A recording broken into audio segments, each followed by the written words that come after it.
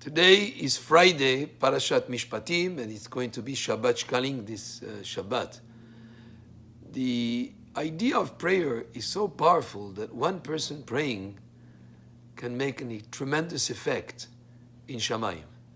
Now, there is an interesting prayer that the Kohen Gadol, when he goes into the Kodesh HaKodashim, on Yom Kippur, when he's involved in this very, very holy service on the holiest day of the year of Yom Kippur, one of the prayers that he prays to Hashem is, please, when the Jewish people need rain, and the land of Israel needs rain for the crops to be able to grow, please don't listen to a person who's in the middle of the road somewhere, walking, let's say, between cities, and the rain starts falling, and he prays to you and asks you to stop the rain. Don't listen to him. Now, in terms of weighing the importance, the relative importance, the prayer of one single man, maybe he's worried to catch a cold, and the benefit of all the Jewish people, or all the people living in the land of Israel, to benefit from the rain falling and making the harvest appropriate for that year, the Kohen Gadol still has to ask Hashem, please, don't listen, because if that prayer of one single man is really made in earnest, Hashem might listen to it. And therefore, the Kohen Gadol includes in his prayer a reference to it, saying, please Hashem, consider the good of all of the land of Israel and all the people, and do not listen to the prayer of that single man, even if he prays in earnest.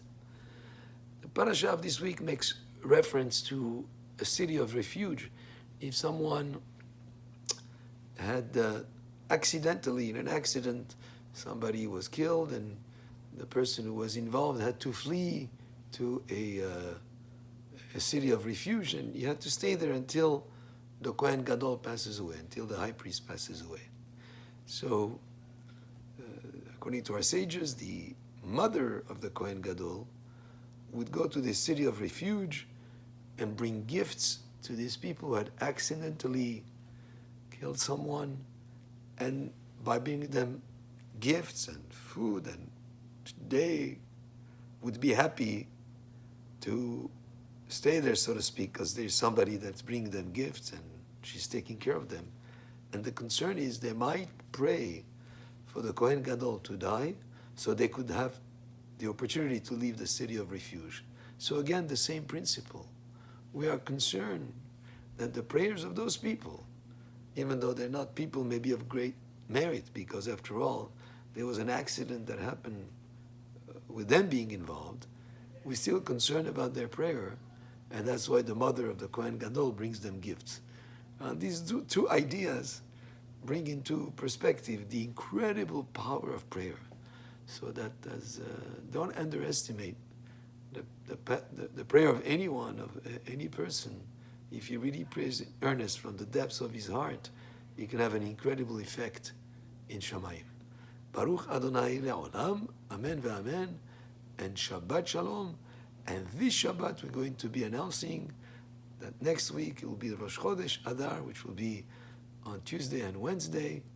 And Chodesh Adar is a month of great joy, and Mishenichnas Adar Marbin Besimcha, we add more joy and more enthusiasm in following the mitzvot.